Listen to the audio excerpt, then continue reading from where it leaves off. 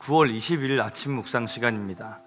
오늘도 말씀을 듣고 마음에 새기고 순종하며 그 안에서 하나님의 충만한 임재를 경험하는 하루가 될 수 있기를 바라면서 오늘 우리에게 주시는 말씀을 다 함께 살펴보도록 하겠습니다. 오늘 말씀은 열왕기상 8장 1절부터 11절까지의 말씀입니다. 우리 함께 읽어보도록 하겠습니다. 이에 솔로몬이 여호와의 언약궤를 다윗성 곧 시온에서 메어 올리고자 하여 이스라엘 장로와 모든 지파의 우두머리 곧 이스라엘 자손의 족장들을 예루살렘에 있는 자기에게로 소집하니 이스라엘 모든 사람이 다 에다님월 곧 일곱째 달 절기에 솔로몬 왕에게 모이고 이스라엘 장로들이 다 이름에 제사장들이 궤를 매니라. 여호와의 궤와 회막과 성막 안에 모든 거룩한 기구들을 메고 올라가되 제사장과 레위 사람이 그것들을 메고 올라가매 솔로몬 왕과 그 앞에 모인 이스라엘 회중이 그와 함께 그 궤 앞에 있어 양과 소로 제사를 지냈으니 그 수가 많아 기록할 수도 없고 셀 수도 없었더라. 제사장들이 여호와의 언약궤를 자기의 처소로 메어 드렸으니 곧 성전의 내소인 지성소 그룹들의 날개 아래라. 그룹들이 그 궤 처소 위에서 날개를 펴서 궤와 그 채를 덮었는데 채가 길므로 채끝이 내소 앞 성소에서 보이나 밖에서는 보이지 아니하며 그 채는 오늘까지 그곳에 있으며 그 궤 안에는 두 돌판 외에 아무것도 없으니 이것은 이스라엘 자손이 애굽 땅에서 나온 후 여호와께서 저희와 언약을 맺으실 때에 모세가 호렙에서 그 안에 넣은 것이더라. 제사장이 성소에서 나올 때에 구름이 여호와의 성전에 가득하매 제사장이 그 구름으로 말미암아 능히 서서 섬기지 못하였으니 이는 여호와의 영광이 여호와의 성전에 가득함이었더라. 아멘. 활용점정이라는 말이 있습니다. 용을 그릴 때에 마지막으로 눈동자를 그려서 그 그림을 완성한다라는 말입니다. 중요한 일에 마무리를 하는 경우에 많이 사용되는 사자성어인데 오늘 읽은 말씀이 바로 예루살렘 성전 건축에 있어서 활용점정에 해당하는 그런 장면이라고 할 수 있습니다. 그것은 바로 완성된 성전 안에 하나님의 임재의 상징인 언약궤를 안치하는 것입니다.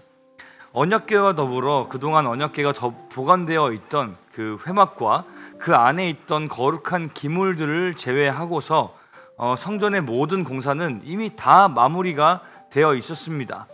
그러나 예루살렘 성전이 지어진 목적대로 성전답기 위해서는 하나님의 임재가 그 성전에 있어야 했죠.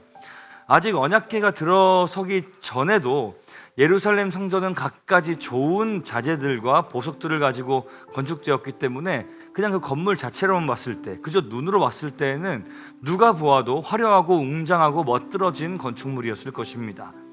그러나 그 성전이 하나님의 집, 거룩한 전, 하나님이 임재하시는, 하나님이 거하시는 처소로서의 기능을 수행하는 데 필요한 것은 하나님의 임재였습니다. 이제 한 주석가는 이 언약궤가 없는 성전의 상태를 영혼이 없는 육체, 초가 없는 촛대, 거주하는 사람이 없는 집과 같다고 비유하며 설명합니다. 언약궤가 없으면 성전은 무용지물, 쓸데없는 것이라는 말이죠.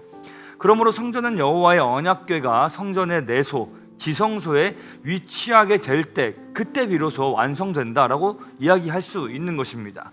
자, 이것은 우리의 삶과 가정 그리고 교회에 있어서도 마찬가지일 것입니다.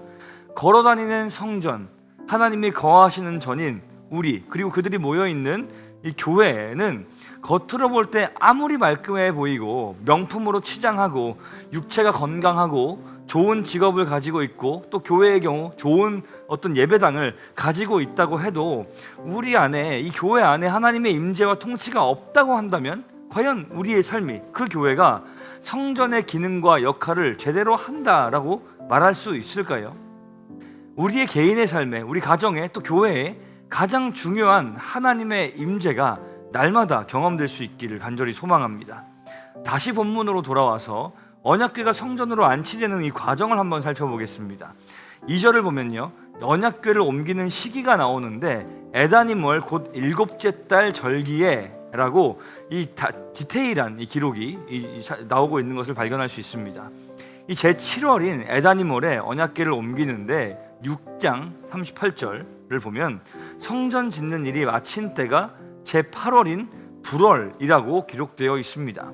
학자들은 이 부분을 근거로 해서 언약궤가 성전이 완성되기 전인 7월에 들어간다는 것은 불가능하기 때문에 이 맥락상 성전이 완공된 8월을 기점으로 11개월이 지난 이듬해 7월에 언약궤가 들어갔다라고 추정을 합니다.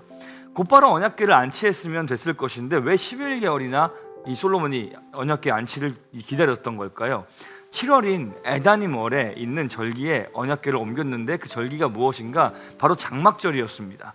장막절은 이스라엘의 농작 시기에 맞춰서 추수를 감사하는 절기였으며 또 한 해의 시작을 알리는 절기이기도 했습니다.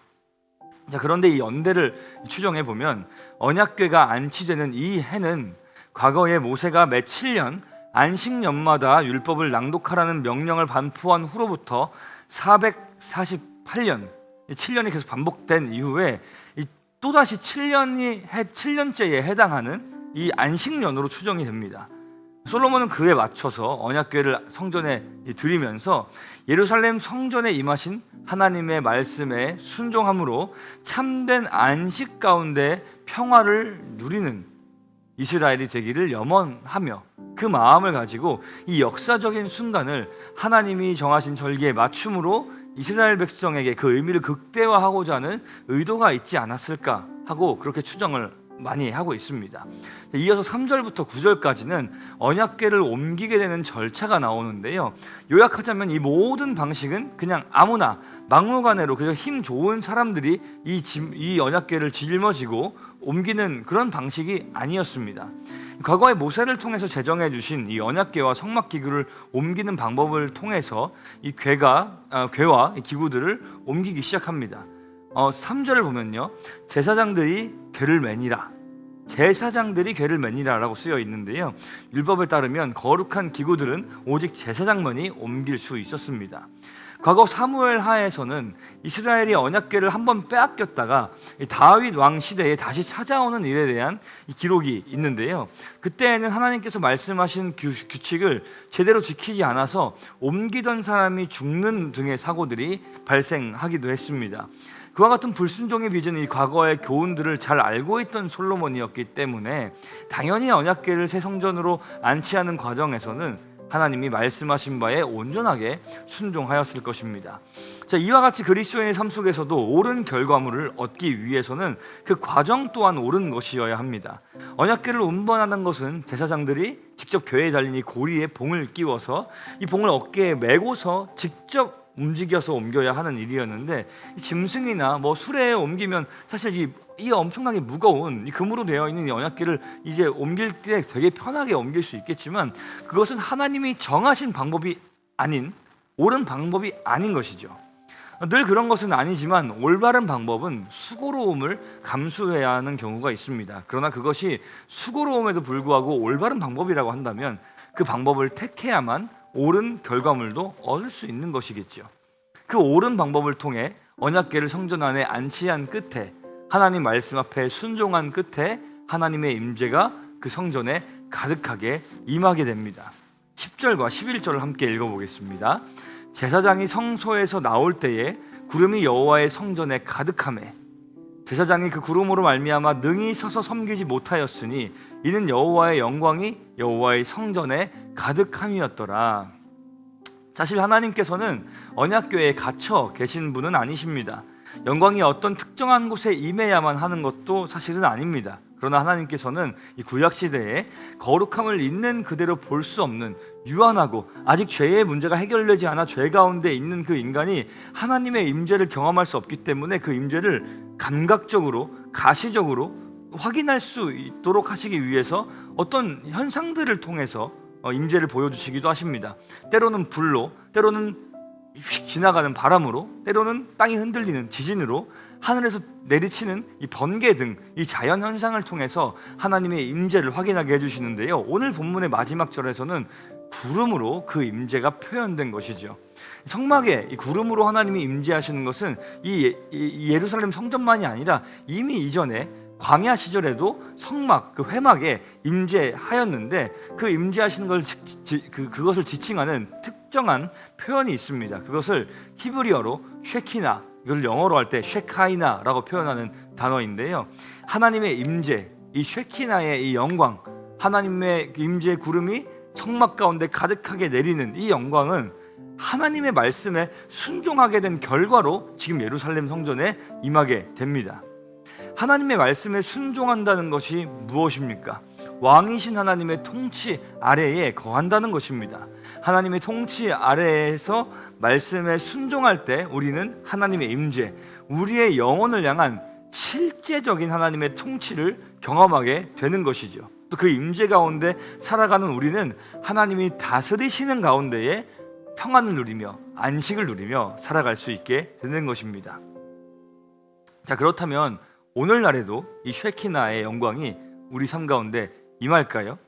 하나님의 말씀에 대한 온전한 순종을 통하여 이루어진 예수 그리스도의 구속의 사역, 그리고 그로 말미암아 임재하신 성령 하나님께서 성도의 삶 가운데에 매일같이 영원히 내주하시는 가운데에 우리의 삶은 더 이상 쉐키나가 임했다가 임하지 않았다가 임했다가 임하지 않았다가가 아니라 계속해서 매일이 쉐키나를 누리는 삶이 되었습니다. 우리 안에 매일 내주하고 계시는, 임재하고 계시는 그 성령께서 우리 안에 함께하고 계신다는 그 사실은 우리에게 너무나도 크고 은혜로운 사실입니다.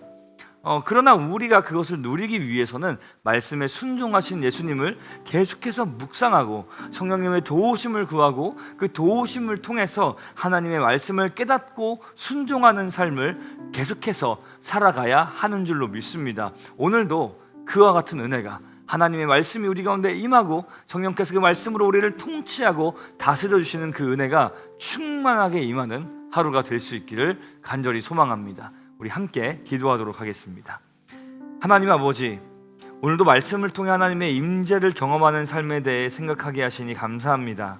주님의 말씀에 경청하고 순종하는 그 자리에서 우리는 하나님의 임재, 우리 영혼에 대한 하나님의 온전한 통치를 경험하게 될 줄로 믿습니다. 오늘 하루도 그동안 우리의 머리와 마음속에 새겨주셨던 그 달콤하고 그 완전하신 말씀을 우리가 기억해내며 순종하는 삶이 될 수 있도록 우리 안에 내주에 계신 성령 하나님, 우리를 도와주시옵소서. 그렇게 하실 주님을 찬양합니다. 살아계신 예수님의 이름으로 감사하며 기도합니다. 아멘.